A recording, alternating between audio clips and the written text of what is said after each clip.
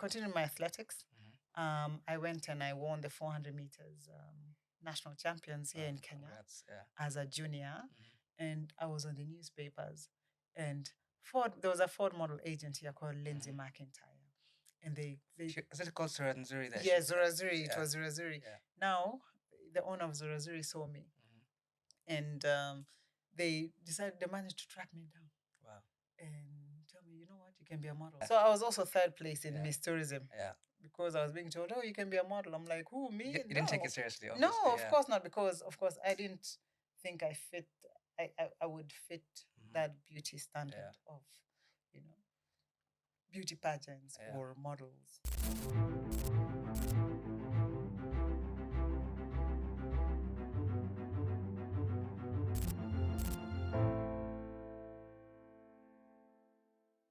Hi everybody, welcome to Thai Talks with me, Taran Kimanyi.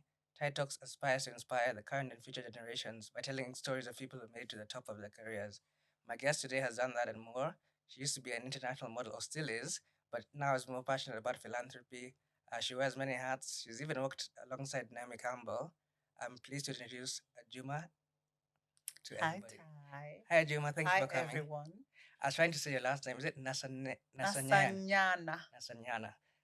I didn't want to mess up, so I said, no, you're not the only one. Yeah. I get funny, like Nasanyanya, Nasanyama, even some Dutch in Holland, they were calling me Nasampara. Nasampara. Just like, okay. Thank you so much for coming. And I'd like to thank Susan. Susan, thank you for introducing me to Ajuma.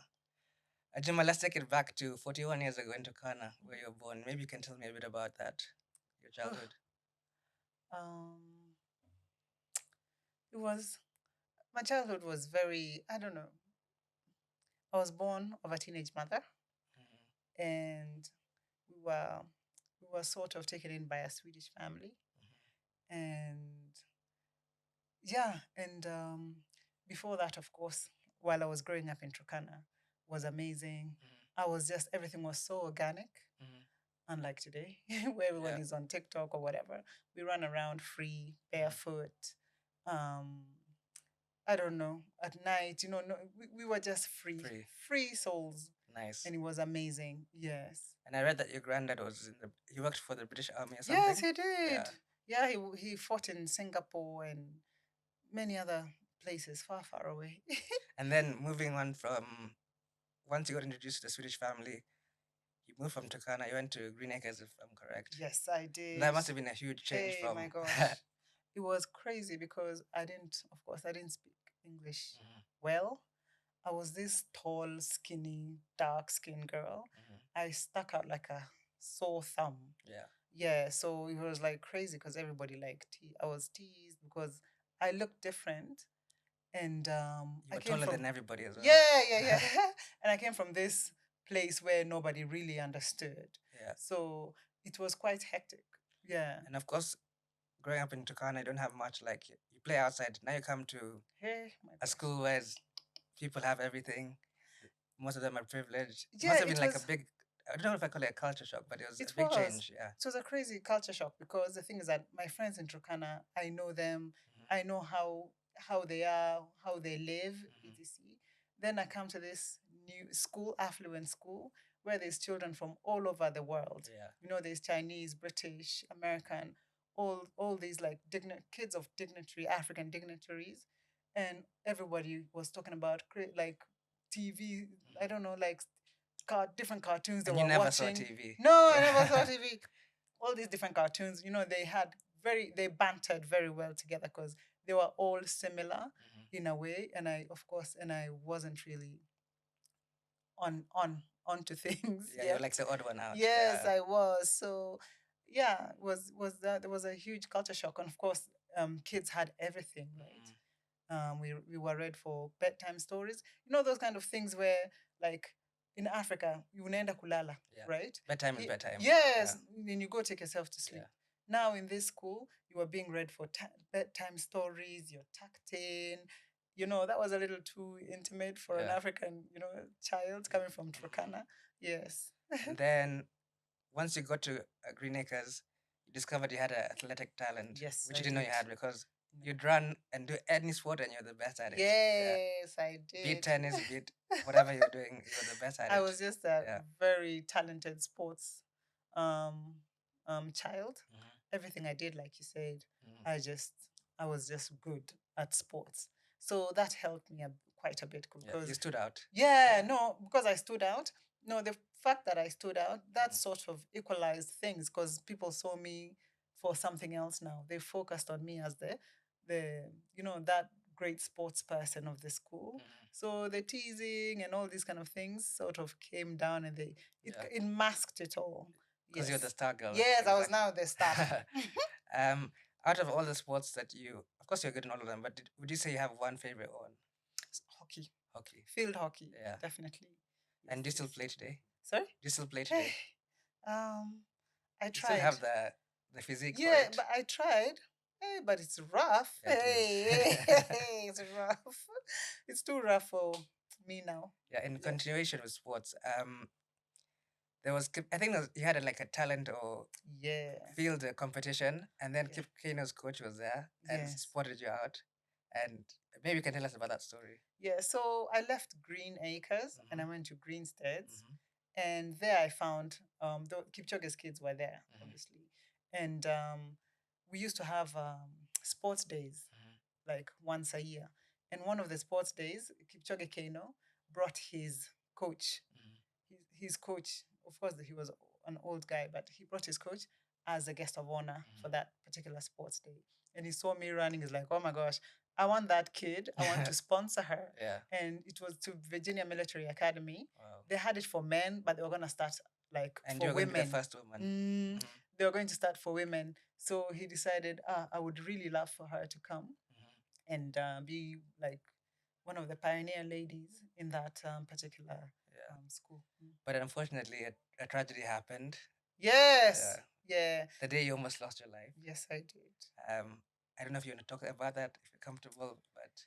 Oh, so I left. I mean, I went for a little break home during the athletic where I was living. I mean, where I was staying. It was actually the International Olympic Committee up in Eldoret. Okay. Yeah, also partnering with IAAF. Now I went home for a break, and it happened that we were attacked by bandits. Yeah, we were driving to Lokchogyo with three other people, and your foster brother. Yes. Unfortunately, he passed away. Yeah, so we were shot. I mean, this guy just, I don't know, just like sprayed bullets at us. And of course, when my foster brother saw the man, of course, shooting, he stepped on the gas and, sped up so he can just go past him because it was too late to go back. Yeah. And in the course of that time, he shot him through the lungs because he came so close and he shot him through the lungs. And we stopped way after. Luckily, we had left the guys behind and we managed to get into town. Yeah, just a few minutes after that. Sorry about that. Yeah. And then what I read is that once you go to the hospital, you're the first one to run inside, and you were soaked in blood. I was soaked in blood. And they thought it was you who had They were carrying me inside. They thought I was the one who was being shot. So they were carrying me like, oh my gosh, trying to get me into the emergency. I was like, no, it's not me. He's in the car, So now they ran and brought the stretcher, and they went to get him. But then once they got into the car, they just told me he was gone. Yeah. Rest in peace. And then when you went back home, everyone thought it was you who had passed away. And then the whole village fainted. What happened was, now I was not supposed to tell anybody that what had happened. Yeah. So the police rang back home and told people they had been they had been shot, but everybody's fine. Everybody's fine. So, but there's just one person who's injured, but everybody's okay. So I was told not to talk to anyone at home. They flew me straight to Nairobi because I was on autopilot. I was trauma, the PTSD. Trauma. Yeah, I was totally on autopilot. I didn't even know. They're telling me to write a statement. I don't even know what I was writing. Yeah. And so I was flown to Nairobi, and the guys who were with me went back with the body now. Wow. So the thing is that when they arrived, because everyone was already at the hospital waiting because of what they heard. So my whole village was there. And Now you're not there. no, so they saw a body bag coming, Yeah. and of course they didn't see me. Oh my gosh, everybody just Fiasco. yeah, they were screaming. It was insane. Yeah, but they saw in the end who it was. It's really sad. Yeah, And then after that, you decided not to go to America. yes. So I continued my athletics. I went and I won the 400 meters national champions here in Kenya Congrats. Yeah. as a junior, and I was on the newspapers. And Ford, there was a Ford model agent here called Lindsay McIntyre, and they Is it called Suranzuri? yeah, Zurazuri. It was Zurazuri. Yeah. Now the owner of Zurazuri saw me, and they decided they managed to track me down. Wow. And tell me, you know what, you can be a model. But this was something. Hey, for me, it was. Was that before Miss Tourism or after? Yeah, after Miss Tourism. Okay, because yeah. you were third place, and that was just you did it as a joke. Yeah. Yeah. So I was also third place in Yeah. Miss Tourism. Yeah. Because I was being told, oh, you can be a model. I'm like, who, me? You didn't take it seriously, No, obviously. of course not. Because, of course, I didn't think I fit, I would fit that beauty standard of, you know, beauty pageants or models. Yeah, as, of course, I had been teased the whole time. Yeah, because I looked different. But then now, so Ford came calling. Yeah, they came calling. And I was like, I'm going for my athletics. I can't do this. They're like, no, please give us like 2 weeks in Paris and, you know, try it. And if you don't like it, we just, you know, we'll let you go and you go to, you can go to, you know, do your modeling. I mean, do your athletics. Yeah.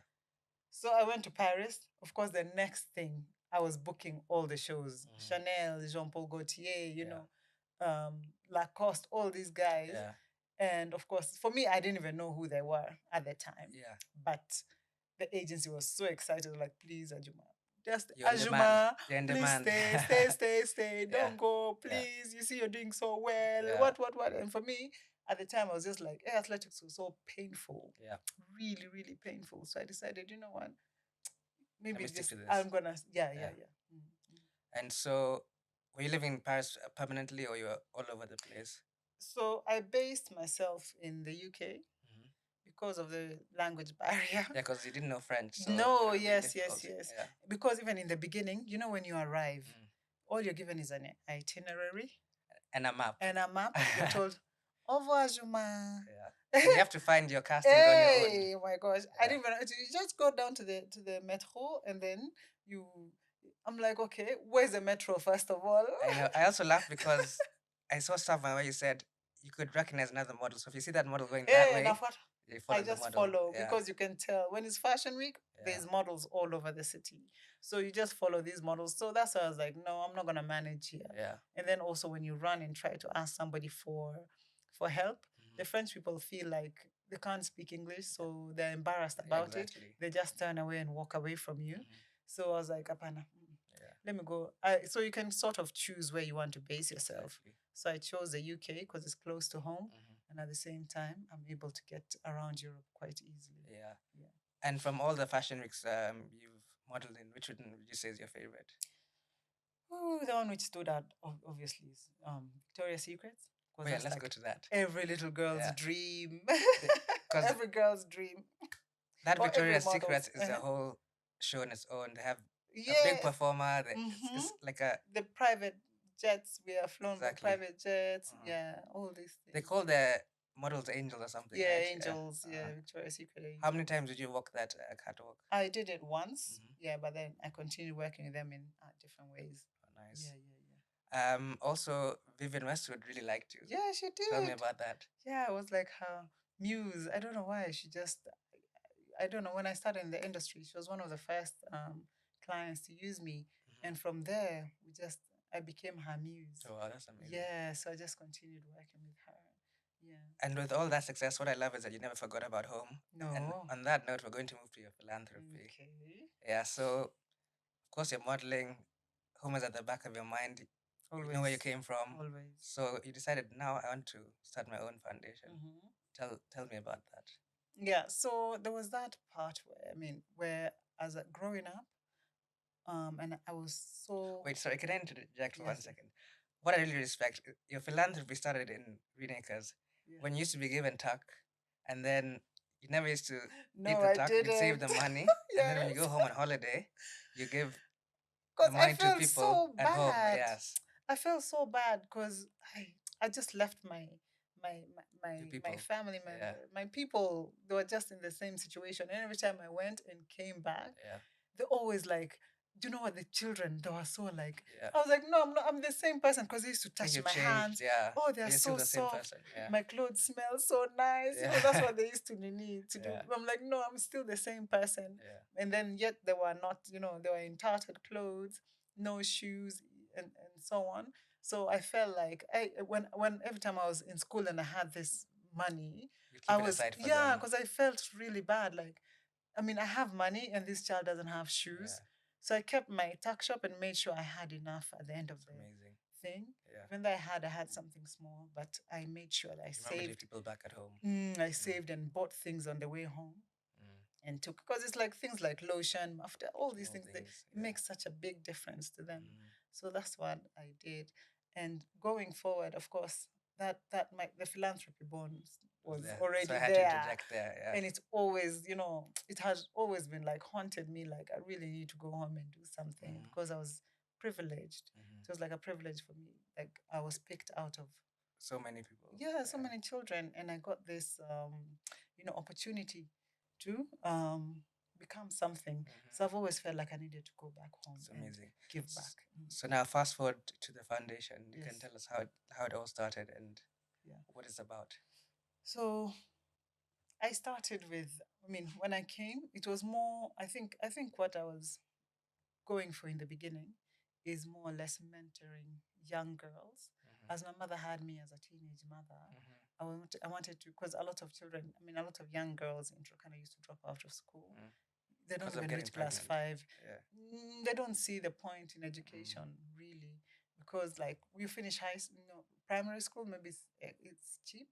I mean, maybe it's free, Mm-hmm. but then of course there's still that struggle of uniforms, Yeah. taboo, all these things that your parents go through, and then now you add on to like now when you go to high school, you have to pay for school fees. Yeah. And you So don't have and the the parents money. can't afford. Yeah. So the kids don't even see the point of finishing even primary school. Mm-hmm. So what I did was mentor young girls, not to become young mothers, Mm-hmm. just to You don't telling want them, that vicious cycle to yeah, it's continue. just telling them, look at me, I'm Mm-hmm. from the same community Mm-hmm. and my life changed. You Mm-hmm. never know when it's your turn. Mm-hmm. Just hold on. So that's what I started with. Then I started collecting sanitary pads Mm-hmm. from, for example, the Swedish school. Mm-hmm. They used to put for me sanitary pads in a bucket. Even the boys did. Wow. They actually bought Yeah. and put it in there. And I started taking sanitary pads into Mm-hmm. schools just to keep the girls in school, Mm-hmm. to motivate them a bit. And then I also went into the refugee community. I'm a host member Oh, of the nice. Kakuma refugee camp, Uh-huh. as is situated in Turkana. Mm-hmm. So I gave them skill-based programs in just in my field. For example, makeup artistry, design, I saw our hair. friend Emmanuel Jambo was there. Yeah, I used to Yeah. take these guys Mm-hmm. photography, like digital skills. So I used to take people like Anne McCreath, Mm-hmm. Emmanuel Jumbo, just the prominent names in the different areas. I used to take them with me, and we we have a seminar with the It's youth there amazing. for quite a while. Mm-hmm. And it was the place is so vibrant and amazing. You always think that when you go to a refugee camp, People are sad, depressed. people Yeah. are laying there Yeah. half dead. It's not No, true. there was It's a work going misconception. on. Mm-hmm. Like, everybody was so cool. So they were ripe and ready for Mm-hmm. that knowledge. It's amazing. Yeah. So from there, we even got we have a designer in Canada from our program, Mm-hmm. and then there was also a model who was.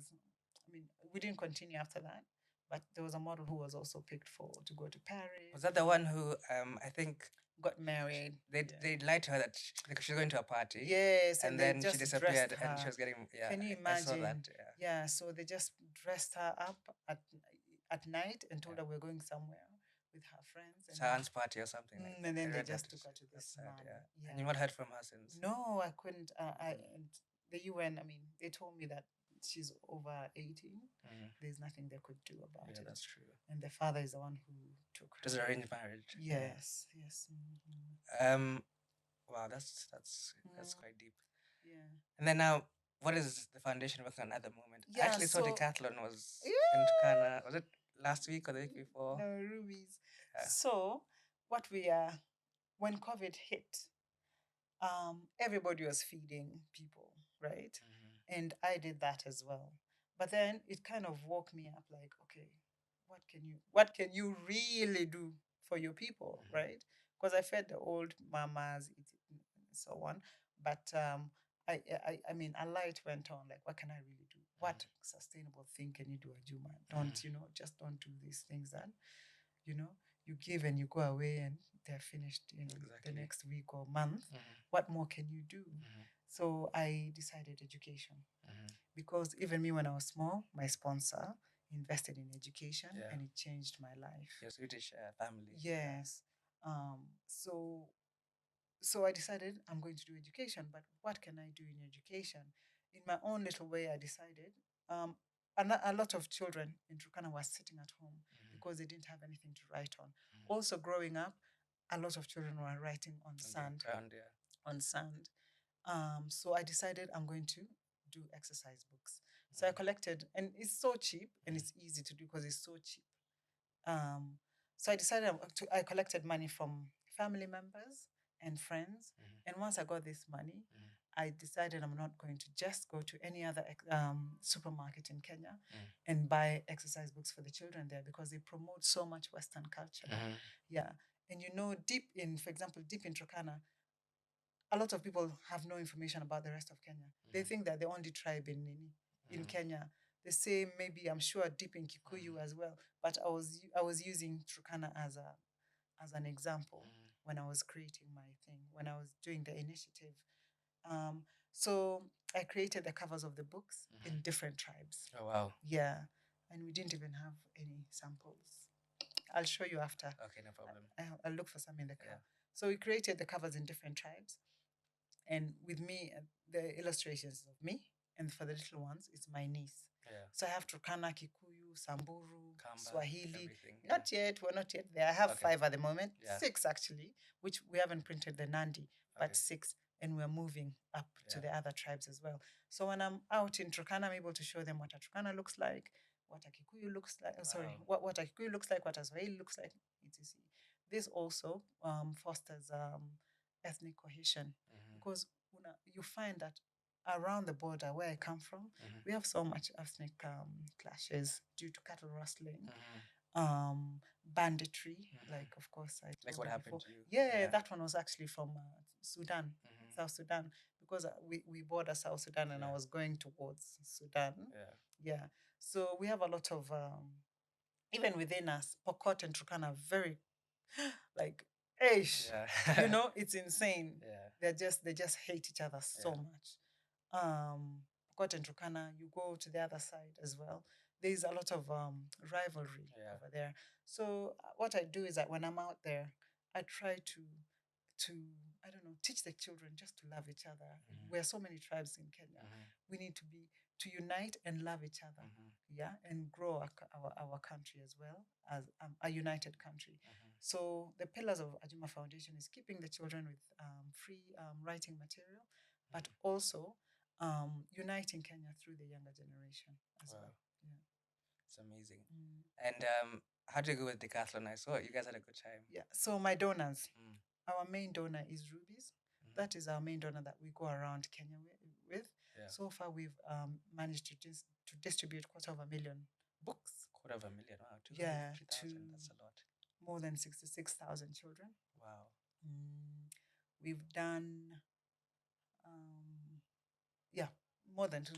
And counties, we've gone up to 27 counties. It's amazing. So far. It's fun. So even getting you here is not a joke. You're a busy woman. That's what we do. And our main sponsor is Rubies. We also have Rome, who has just joined us to help us get around. Horizon has come also. It's Horizon offices. They also help us in a small way in like certain areas that are close to Nairobi, like maybe Kajiado. Like that. Now, as an athlete, I thought decathlon because one of the reasons I'm a Turkana. Just imagine and I ran so fast and I beat Kalenjins. Yeah. Can you imagine? That's crazy. Why is that? Because I had the resources available to me, right? So I thought, when you go out into these rural areas, there's no extracurricular activities, there's no PE. Yeah. Academics is not everything. You'll find a child is going to be a world-class footballer or a world-class athlete, an Olympic champion, or something like this, but they're not going. That is not going to happen because, as you said, the resources are not because the resources are not there. So that's why I decided to bring in decathlon. Yeah, so decathlon is introducing Olympic sports to the different schools we're going to be visiting. So exciting. That's exciting. Yeah, we just had a pilot, the one you're talking about, in Kajiado. I saw it on Susan's WhatsApp. Yeah, a school called Olkeri. Yeah. Children were like, don't go, don't go, don't go. They had so much fun. So I was like, oh my gosh, if it worked out so well over here, just imagine even more rural areas who, like Turkana, they've never seen a football. Some of those children, they don't know what a ball looks so excited, like. Yeah. Imagine they have sports tournaments and the kids have never kicked a ball, but they're going to a tournament. They're supposed to compete. That how is that even, possible? So I'm so glad that, our book project has gotten a sports aspect to it as well. Yeah. And in terms of your legacy, what would you want people to know you have done for your community?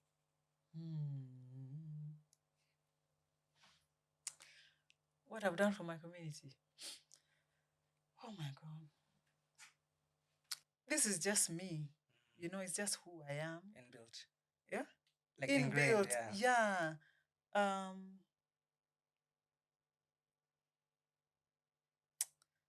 don't know. I love the fact that you say it's just you, and it is just you. Yeah, I don't want people to be like, oh. You don't want to be known as Ajuma the model. You want to be Ajuma, the one who went back and helped your community, basically. Yeah. Okay. That is that. But yeah, I don't see it as something that people should be praising or something like this, because it's just something. Yeah, you're not doing it because you want to show. No. It's Because out of your heart. it's what giving also. The more you give, the more you get. And it's also satisfying giving. It gives me a life. Exactly. It gives that's my purpose. It's my purpose. Yeah. So So Ajuma achieved her purpose. Wow. Yes. And then if followed her light. That's a good way to put it. If well-wishers want to contribute, how can they do so? Yes, so you can contribute on our Instagram pages. We have a pay bill there for those who are in Kenya or who have access to M-Pesa. But we also have a GoFundMe page. It's also on our bios. There you can go and pay and contribute by card.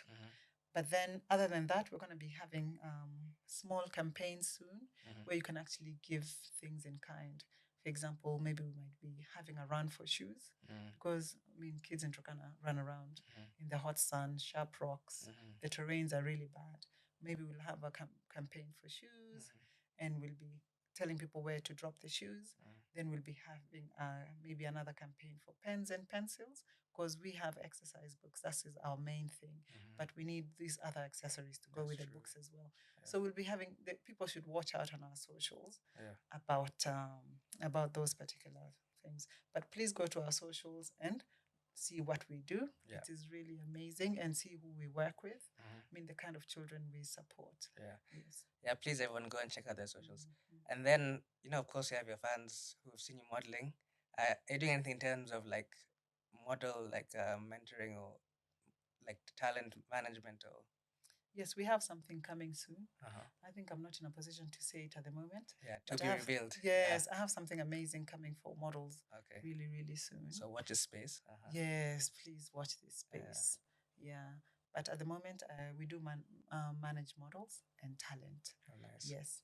But of course, we have a bigger opportunity coming up for them. Yeah. And before we close, who would you say is the one person who inspired you the most throughout your life? It has to be my mother. Hey, that woman is giving birth at 15. Hey, and then but at least she went back and did social work, didn't she? Yeah, she did Mm, social work after that. And yeah, just bringing us up mm, and just other things in the family that she went through that, mm, of course, I can't mention, hardships, mm. etc. And yeah, and amazing. And now she's struggling herself, maybe health wise, and she's taking in her mother. She's living with her mother. Oh, nice. Yeah. And last but not least, what are you most grateful for? this this platform Mm, to be able to give back. That is what I'm really, really grateful for. Yeah. Hey, I mean, it's a huge privilege for me to be mm, able to give back and change lives, see those happy faces that I visit. mm. I'm really, really grateful for that. Wow. Mm, Ajuma, thank you. I'm thank actually so speechless. I am in awe and you. inspired. What you're doing is beyond amazing. Yeah, no, sometimes it feels like, oh my gosh, what did I deserve to Yeah. be in this position, to be But you're able using to, it to the best of yeah. your ability. And Thank I you. thank you for helping your community. I thank you for Mm, helping humanity. mm, And ask that God may continue blessing you and giving you that platform to continue blessing others. thank you. Thank you so much, Thank Ajuma. you. Everybody, thank you so much for watching Tyrone Talks, Ty Talks. Please go on my socials. It's at Tyrone Kimani on all socials. I thank you for watching and may God bless you. Goodbye.